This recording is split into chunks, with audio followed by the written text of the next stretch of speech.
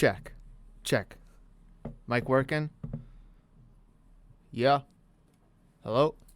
Can you hear me? I can hear you. Can you hear me, though? Okay, I can hear you. I think we're good to go.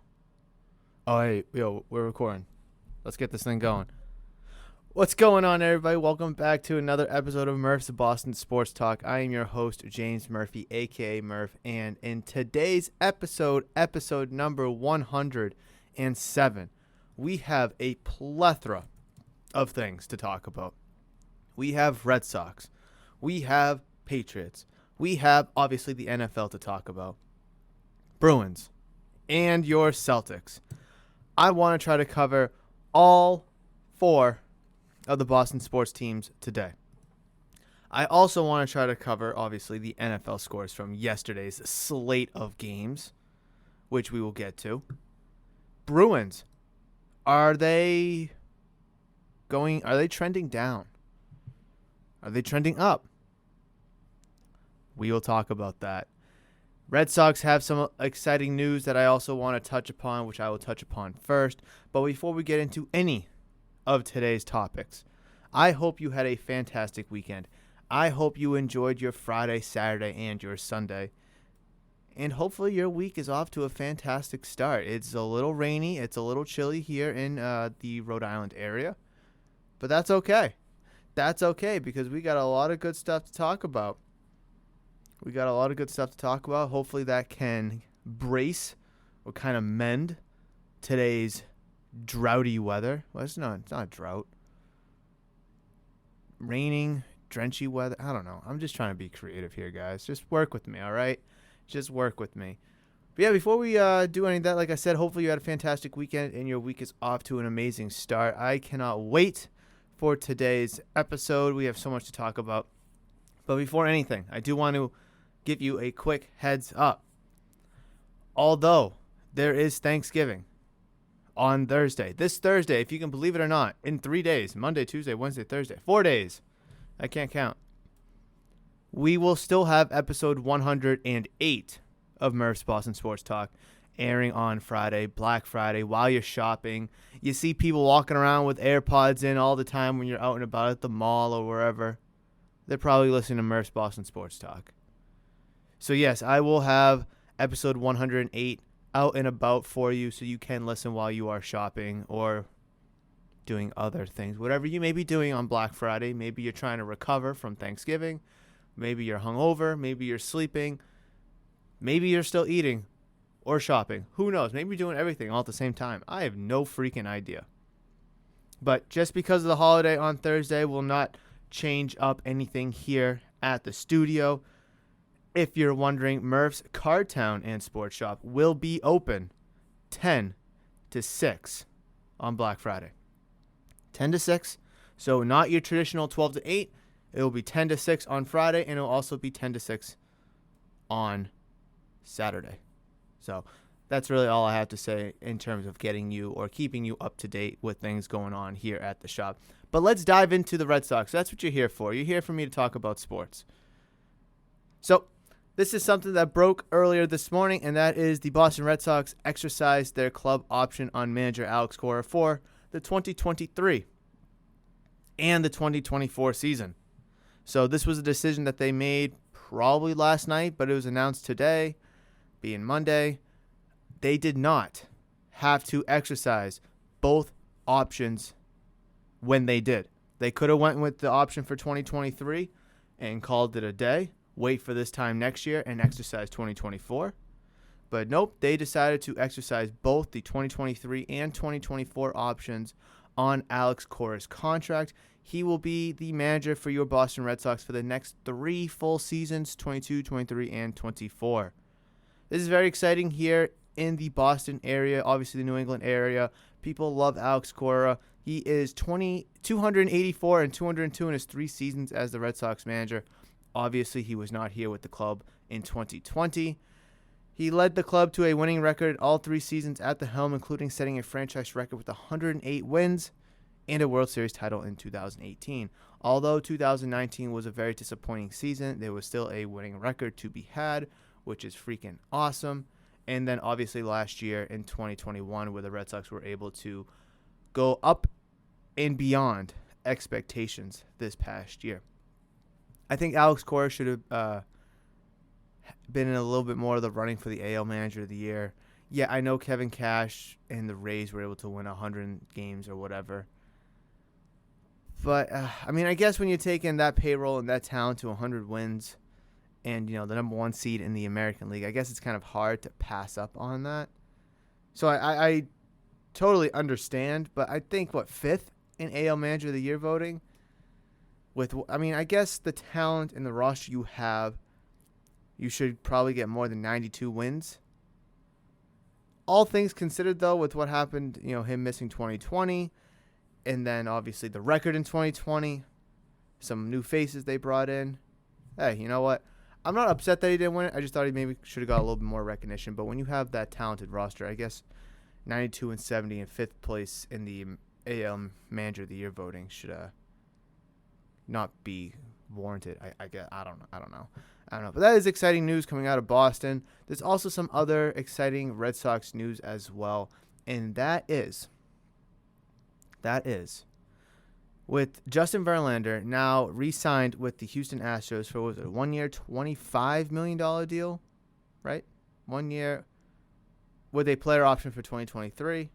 Okay, so 1 year, $25 million deal, $25 million player option for 2023.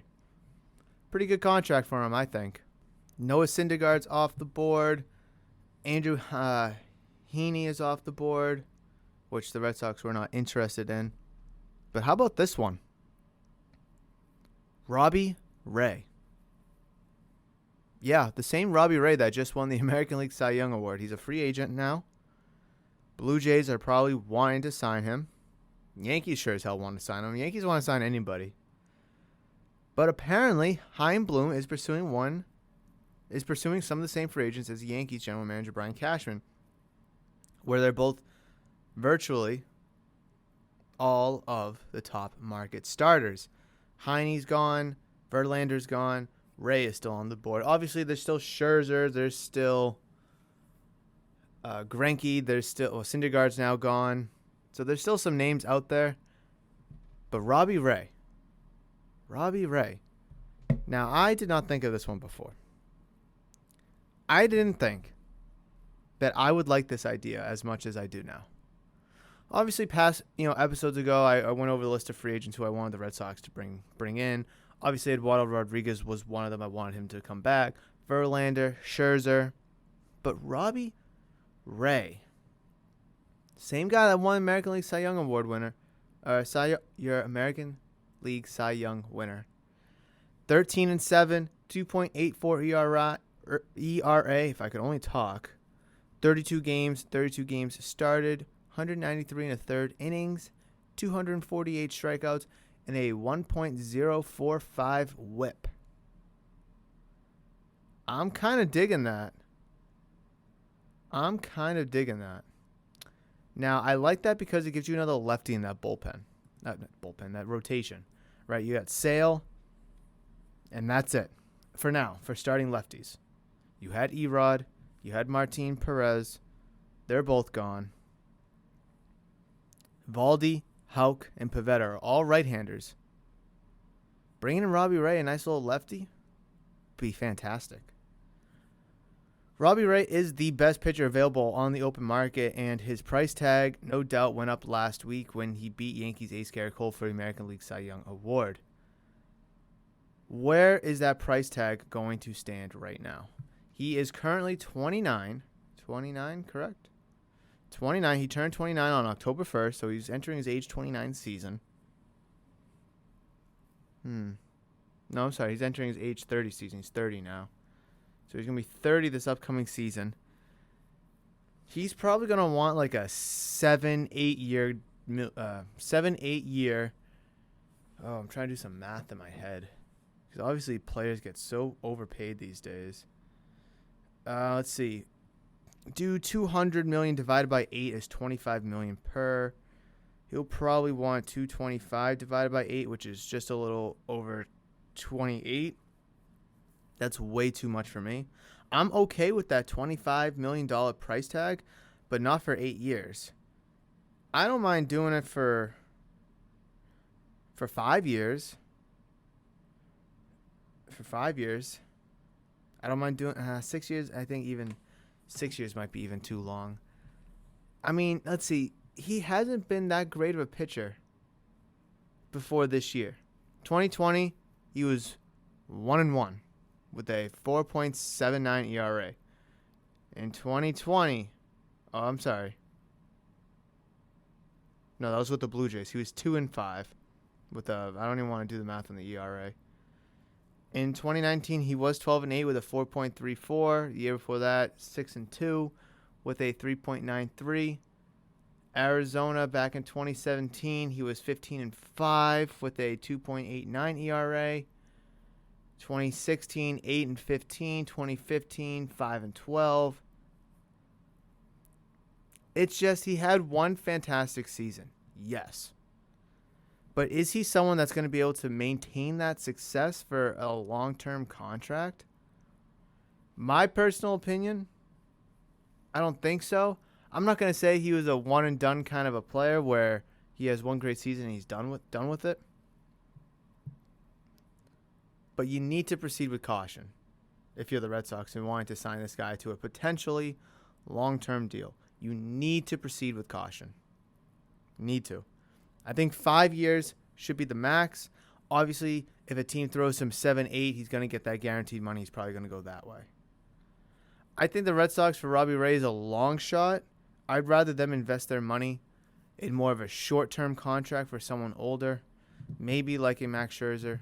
Is there any reports on Max Scherzer these days?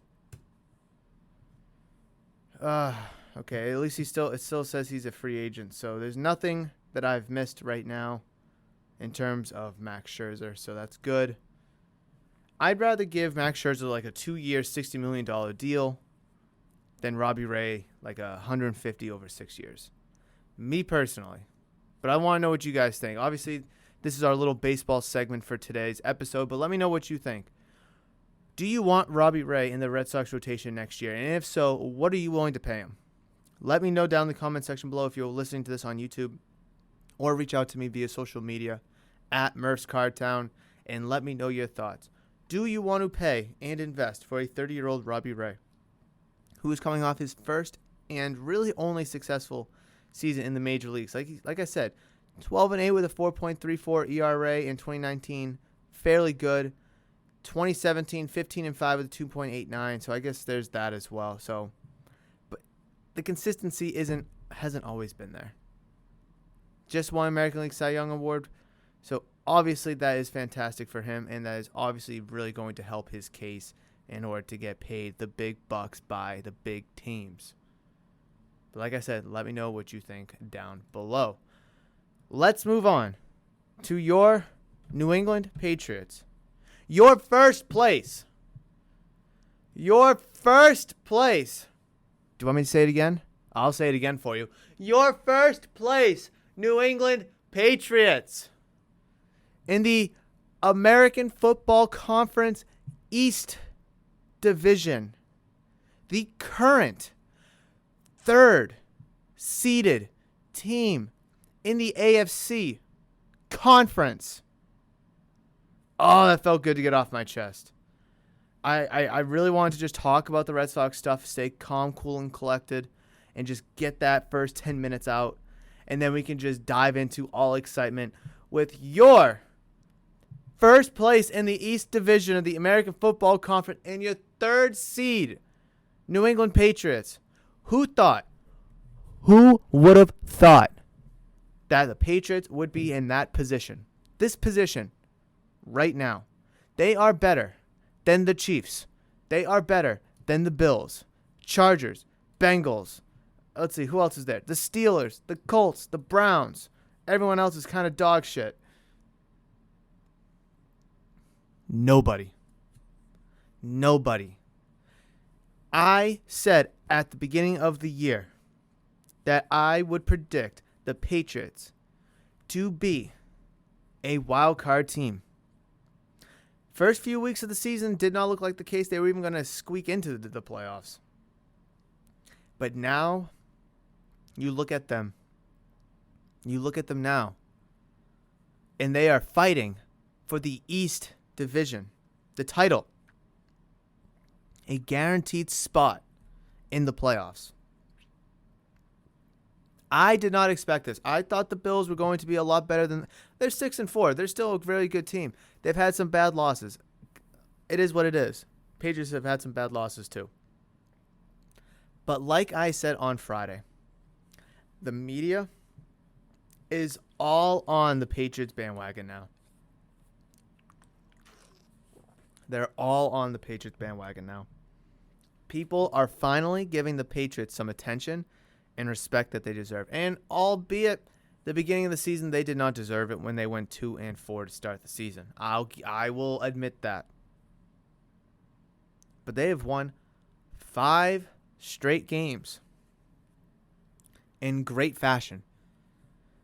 They gave up 1 touchdown to the Browns on their first drive last Sunday, and that was it.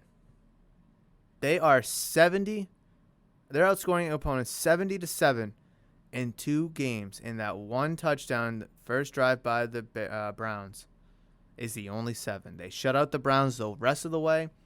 They shut out the Falcons on Thursday night. This defense is molding. This defense is gelling. This defense is playing well. The Patriots offense is doing the same exact thing. They're playing well. They're molding. They're gelling. Is there a few flaws? Absolutely. But I think those flaws, we can deal with it and we can push forward. But we are not out of the neck of the woods yet, folks. We are not out of the neck of the woods. We have 2 difficult opponents coming up. Sunday against the Tennessee Titans. The following week against the Buffalo Bills. And look, I'm not going to sugarcoat either game. The Tennessee Titans are still the best team in the conference. The Bills are still a serious threat. They're playing New Orleans this week. Should be a win for the Bills. But hey, if they lose that, because that game's down in New Orleans, and they lose that, that's on Thanksgiving, by the way, so everyone's going to be watching. Watch out. Watch out. It's going to be something. It is absolutely going to be something. The New England Patriots are in striking distance of owning the top seed in the conference. They are within striking distance. The Titans are 8-3 right now. Number 1. The Ravens are 7-3, number 2. If the Patriots are able to beat the Titans, and regardless, actually I don't want to say regardless because the Ravens only have 3 losses, and the Ravens lose, Patriots, your New England Patriots, will be the number 1 seed. What? Who expected that? Who? Tell me who. Who expected that? Not me, not you, nobody. Nobody. This Patriots team, I'm telling you, I know a lot of people may not remember the 2001 season. I know a lot of people don't want to make this comparison.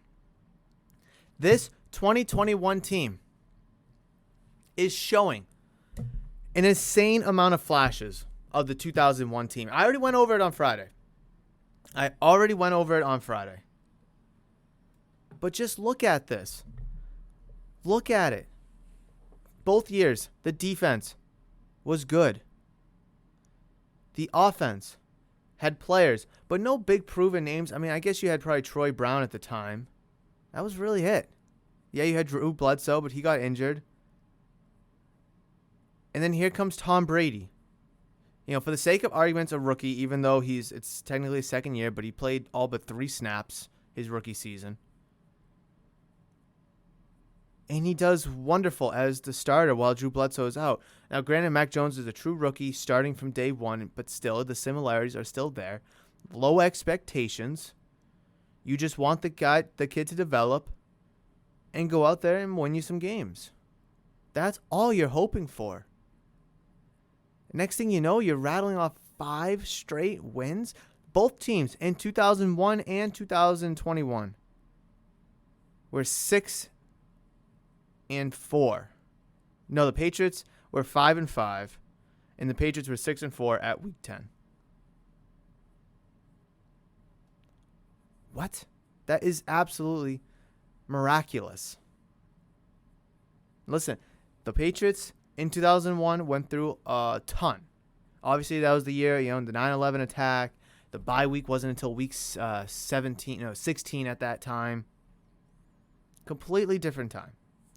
Patriots this year, in their own right, are going through something completely different themselves as they're trying to go up a huge uphill battle where they're really trying to take on the juggernauts of the league. Cowboys, Buccaneers. Who else did they lose to? No, those are the only 2 games that they really lost to good teams. I guess the Saints at the time. The Dolphins, ugh. But they have the Titans coming up. The Bills coming up twice. The Colts. Some are calling that a trap game. I'm not. Could it be a trap game? Sure, but I don't think it will be. I think the Patriots will go into that well prepared. Then you got the Jags. Then you got the Dolphins. Yippee-yoo. Hoo-hoo-hoo. I said 2 weeks ago before the Browns game, Patriots need to win the next 3 or 4. Browns, Falcons, Titans, Bills. I said, I don't mind if the Patriots lose that Titans game because I'd rather them win that Bills game in efforts for a potential tiebreaker come time to determine the division. Especially because you'll have a game with the Bills in just a couple of weeks later on in December. I think the Patriots can beat the Titans. I think the Patriots can beat the Bills. Can they go 4-4 in those 4 games I was referencing? Absolutely. Is it possible? Absolutely. Can they do it? Absolutely. Will they do it?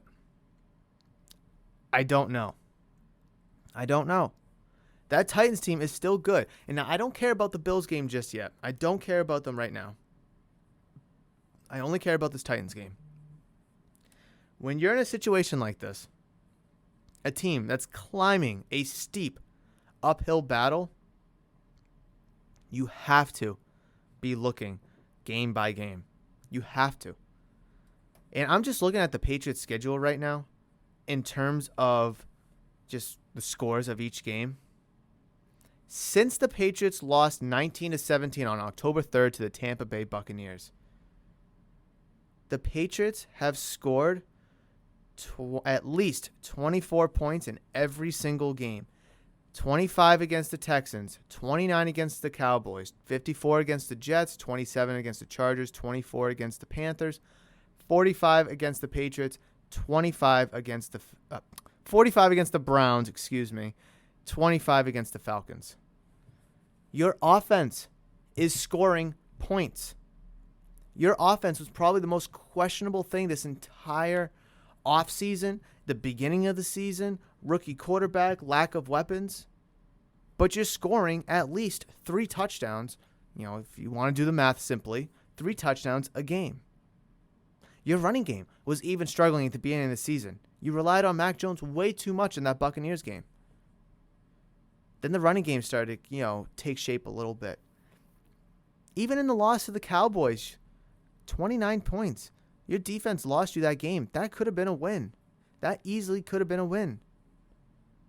24 points, at least 24 points in every single game since that loss to the Buccaneers in Week 4 on October 3rd.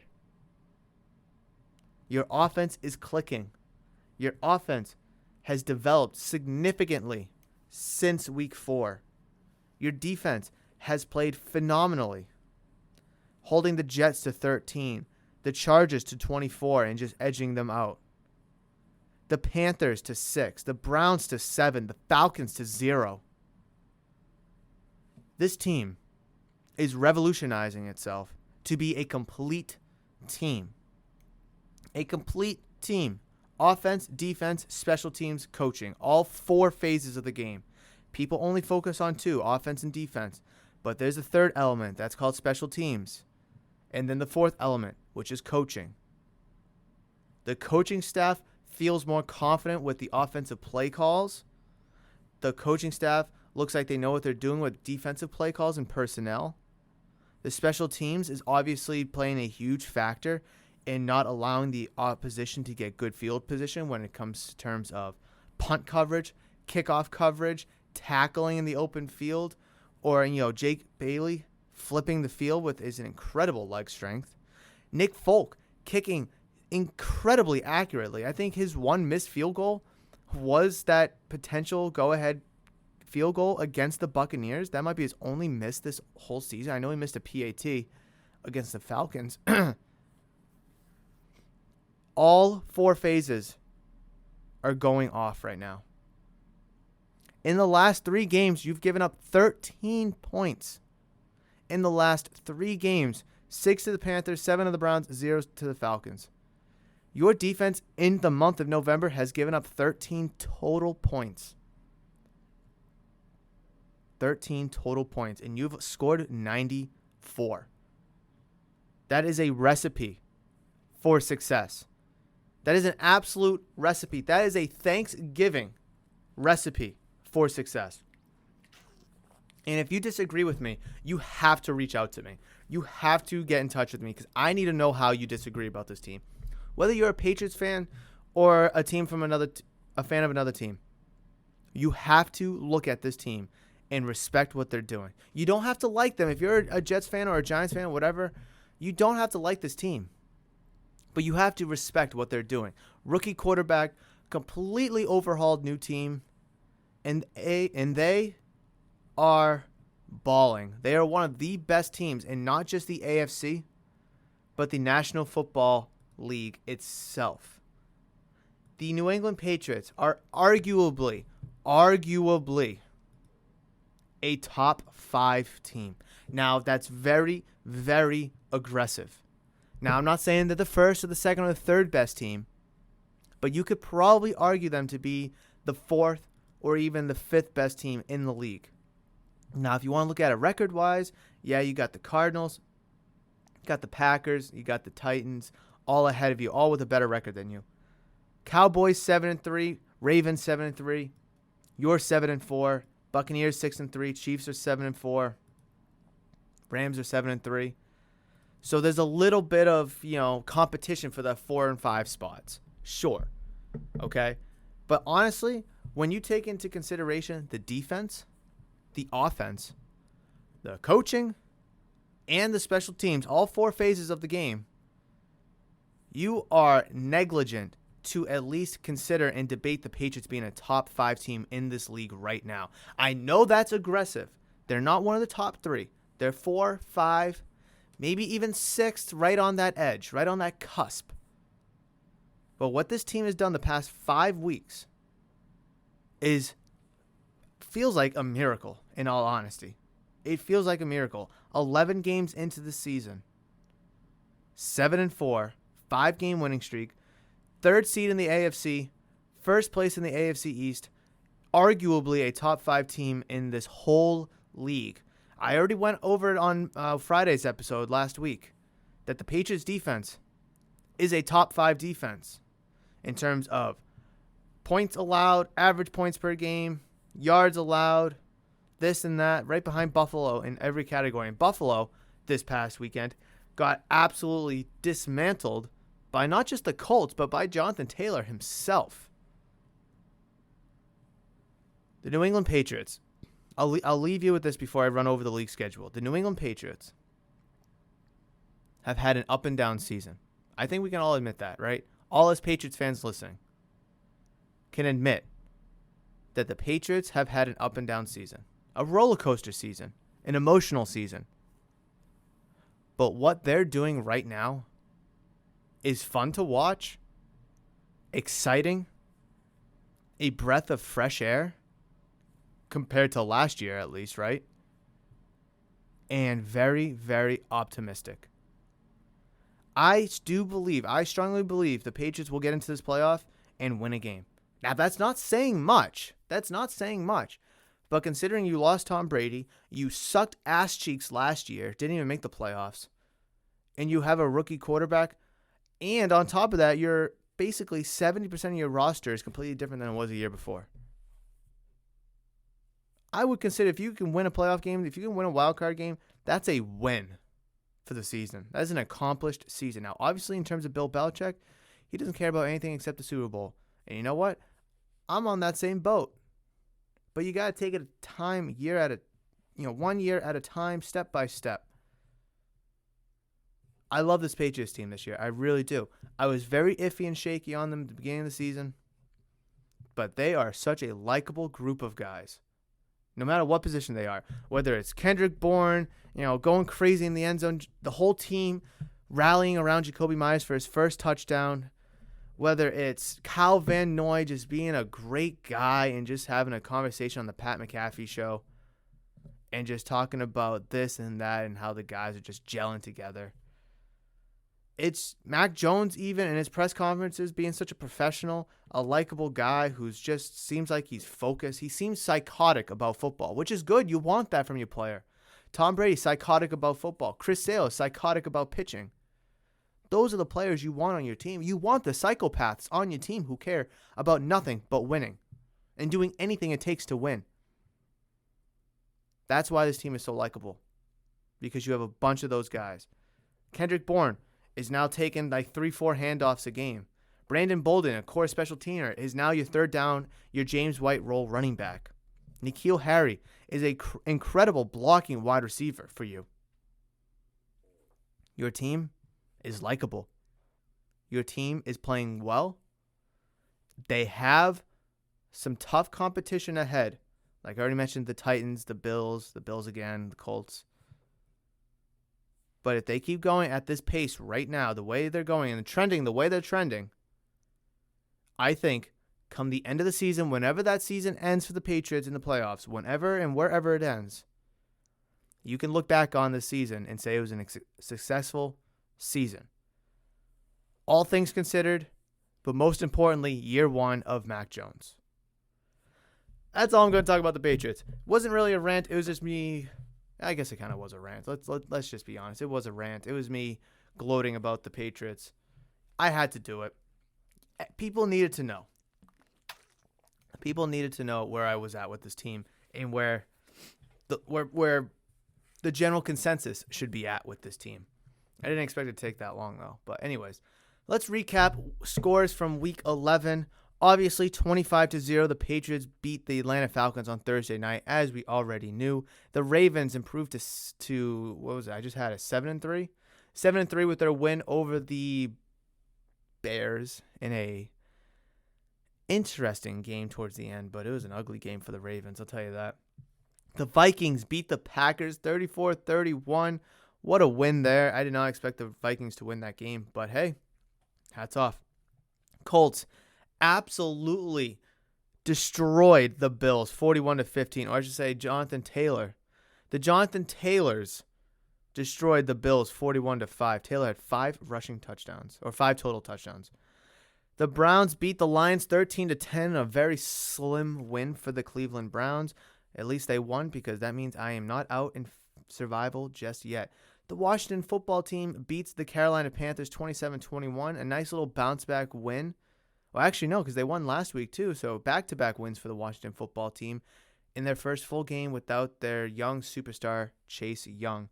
Texans defeat the Titans 22-13, which is obviously leaving the door open in the AFC for that number 1 seed, with the Titans losing to the Texans.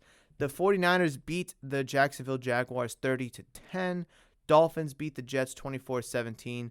The Eagles beat the Saints 40-29. The Saints have fallen off a cliff ever since they lost Jabu Winston. The Bengals beat the Raiders 32-13. A little odd score right there, 32-13. But hey, Bengals will take the win no matter how it comes.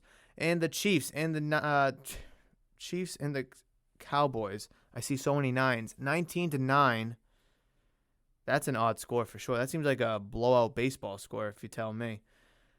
Terrible game for the Cowboys. Obviously, you expected a lot more from a Super Bowl contending team. The Chiefs were down but not out, and they are roaring back with a was it 3-4 wins now in a row for them? So congratulations to the Chiefs. Seems like they're back on track.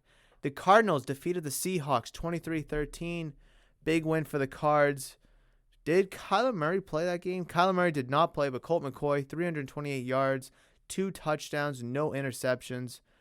Zach Ertz had a big day for replacing DeAndre Hopkins, really, because he wasn't playing.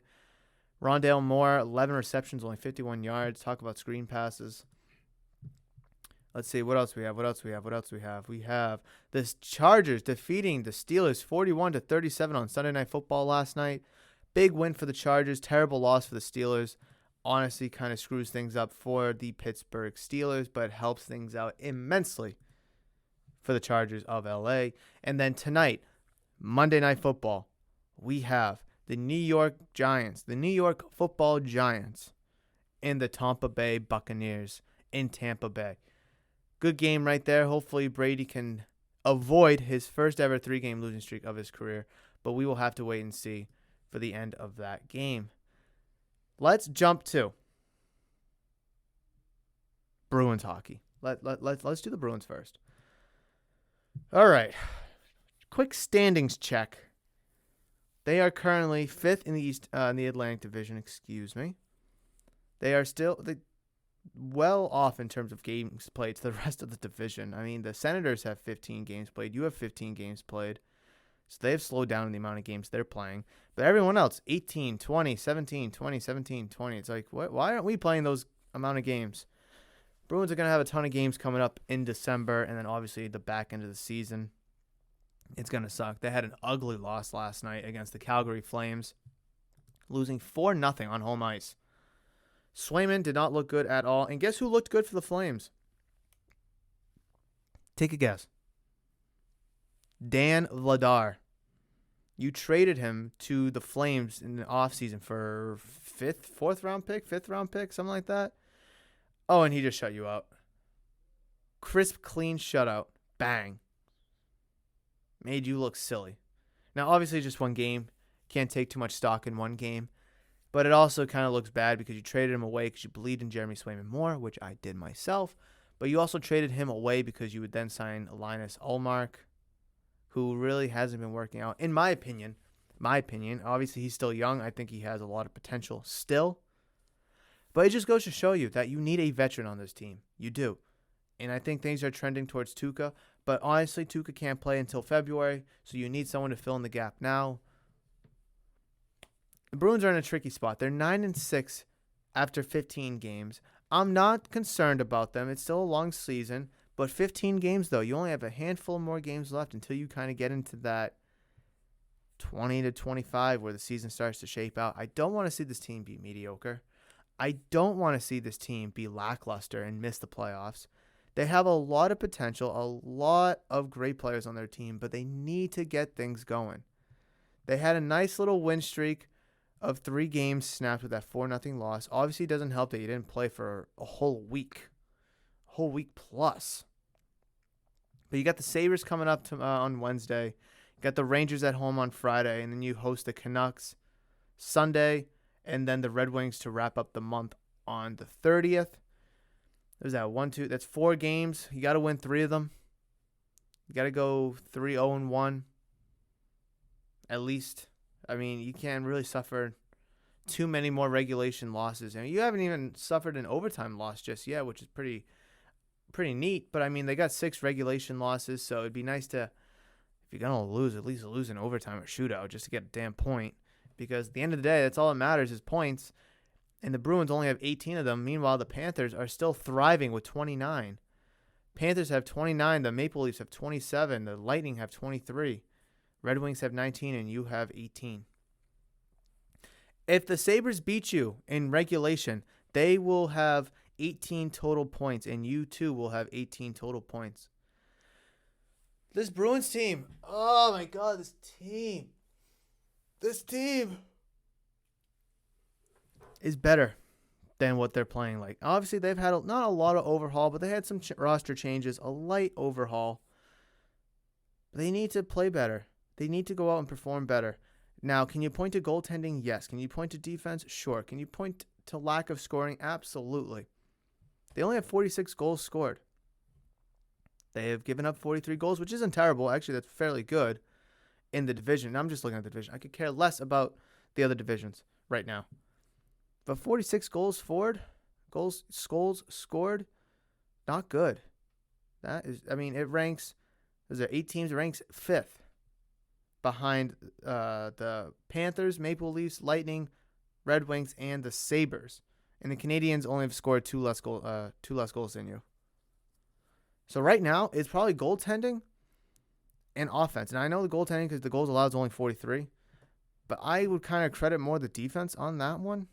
My opinion. I know the defense has some problems. But in terms of goal scoring, the Bruins need to find ways to put the puck in the net. I mean, look, they lost 4-0 last night. And that's just one example. I mean, I'm not going to just chew them out on one example. But 5-2 against the Flyers, which was nice. 5-2 against the Canadians. Those are teams you're supposed to beat. 5-2 against the Devils. Great. 5-3 against the Oilers, though. I would just like to see it more consistent. And yeah, past month or so, they've scored, 3-3, 3-5, 2, 3-2, whatever. Keep it consistent. Keep it consistent. Don't go 1 goal, 0 goals, 5 goals. 1 goal, 0, 5 goals. Keep it consistent. I said this last year, too, during the playoffs. Got to get shots on net. You got to get pucks in the net. Their goalie only faced 27 shots. Dan Vladar, 27 shots. You know him. He was in your system for a handful of seasons. You should have been able to put 35 shots on net, know his weakness, and take advantage. But you weren't able to do so. And it made you look absolutely silly. And the Bruins, oh man, it's very frustrating because I know the Bruins are right on the cusp of being a very, very great team. And they're probably the closest team in all of New England to win a championship next. I don't think it's the Celtics. Obviously, the Red Sox caught us all by surprise this past year. But moving into next year, I don't know because it's the offseason. So let's give it a little bit of time. Patriots, we didn't expect them to play this well. And honestly, are we going to consider the Patriots a Super Bowl contender just yet? I'm not ready to do that. So that's why I think it's the Bruins. But right now they're playing like one of the worser teams out of the region. The Red Sox, ALCS. Patriots on a 5-game winning streak. Celtics aren't playing all that great either. But still, I don't know. And speaking of the Celtics, let's dive into the Celtics because we got to wrap this episode up soon because I got to open Murph's Cartown Sports Shop. Celtics. Let me get some water before I go into the Celtics. Great win on Friday. 130-108 over the Lakers. Great win. No Jaylen Brown. LeBron did play. I will take that. I will admit, first quarter did not look good. Did not look good at all, but you were able to bounce back in the second quarter. Third quarter, take control, and then obviously put them away in the fourth quarter. Absolutely fantastic job. Jason Tatum had 37 that night. Horford, 18. Schroeder, 21. Smart, 22. Richardson, 15.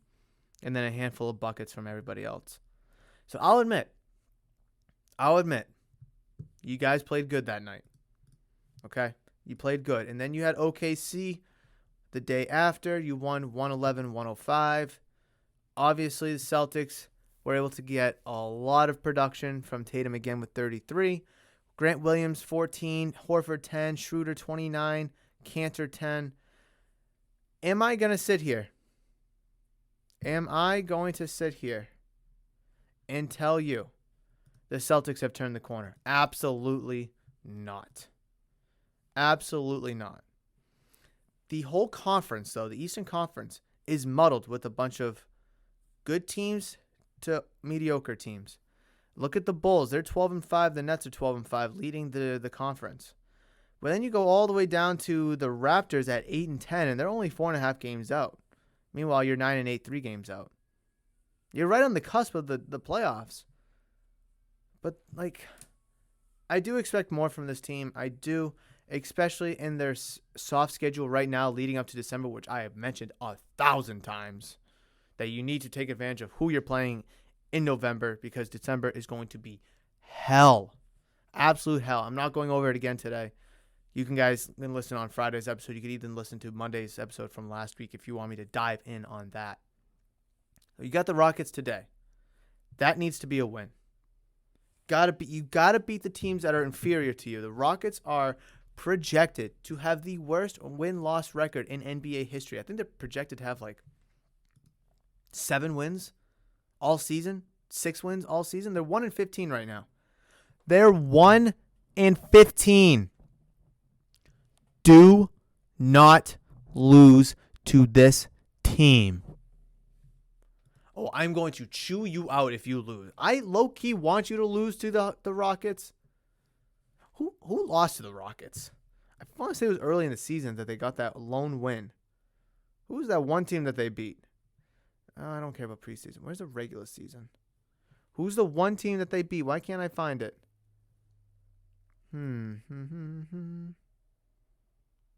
Preseason.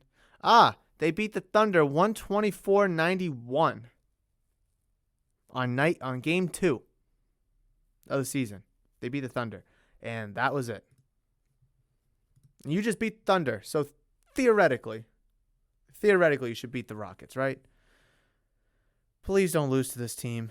Please, please, please, please don't. Please, please do not. I will chew you out. I will rant and not rave. I will rant about you guys all night, all day actually, because I record during the day on Friday. And then by then we'll see how the game against the Nets go, because that's on Wednesday. And then Friday night at 8:30 you play the Spurs in San Antonio, but I don't care about that right now. Just get this damn win against the Rockets, please. Please get that win against the Rockets. Oh my God, I'm low-key petrified you might lose against the Rockets. I really am, because it would be a Celtics thing to do.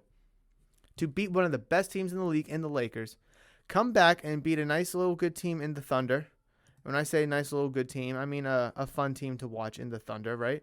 Not a good team, but they're fun to watch. And then go out and lose to the 1-15 Rockets, who are projected to only have 6 or 7 wins all season. Oh my God. I can already see it now. Celtics lose to the Rockets by 25 points at home. What an absolute terrible loss for the Celtics against a 1-win Rockets team.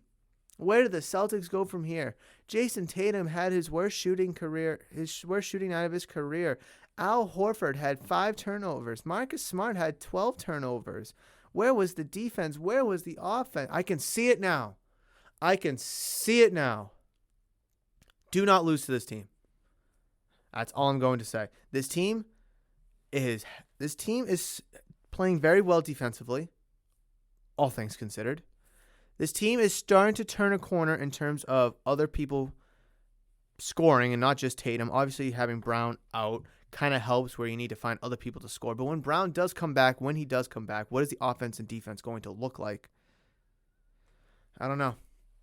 Just please don't lose. That's all I'm asking, is please don't lose to this Rockets team. Please. Please don't lose. But it's an interesting time right now to be both a Bruins and a Celtics fan. Still fairly early into the season, but the season is definitely off and running. Both teams going relatively in the same direction. Both teams want to be going in the same direction. Just have to wait and see. We'll just have to wait and see. But that is going to wrap it up for today's episode. I really appreciate you joining me for episode number 107 of Murph's Boston Sports Talk. I really appreciate you downloading, listening, and enjoying. As always, if you're listening on audio-only platforms, Spotify, Apple, Google Podcast, Amazon Music, you name it, that's where you can find Murph's Boston Sports Talk, and I really appreciate you downloading, listening, and enjoying as always. If you are listening to this episode on YouTube, I would really appreciate if you could leave a like, rating down below on this video. Comment any thoughts, questions, comments, concerns, anything of the like in the comment section below. And also, please subscribe to the channel if you are new to the channel or haven't considered subscribing just yet, as I would greatly appreciate the love and support that way. Thank you so much to everybody for listening, regardless what platform or service you're listening on. I really appreciate you downloading, listening, and enjoying. Reach out to me at Murph's Cardtown. Give me a follow. Let's have a conversation, and we'll go from there. But I really hope you have a fantastic week. Have a fantastic, healthy, safe, bountiful, enjoyable, delicious Thanksgiving with your friends and family this year. Be safe out there. Thanksgiving is a sneaky, dangerous holiday because people will be drinking, their seasonal flavored beers, their seasonal flavored cocktails, their delicious wines. So just please be careful when you're driving to and from wherever you may be going for this Thanksgiving. And also, watch out for the damn traffic. You and I both know that Thanksgiving or holiday traffic in general is absolutely miserable. So do what you can to drive safe, avoid traffic, and get to where you need to go safe and sound, and also with a full stomach. But thank you so much for listening. I really hope you enjoyed today's episode. I will catch you on Friday's episode. But between now and then, you guys know that I love you. I hope you have a happy Thanksgiving, and I will see you in the next one. But between now and then, I love you. And I will always, always, always see you.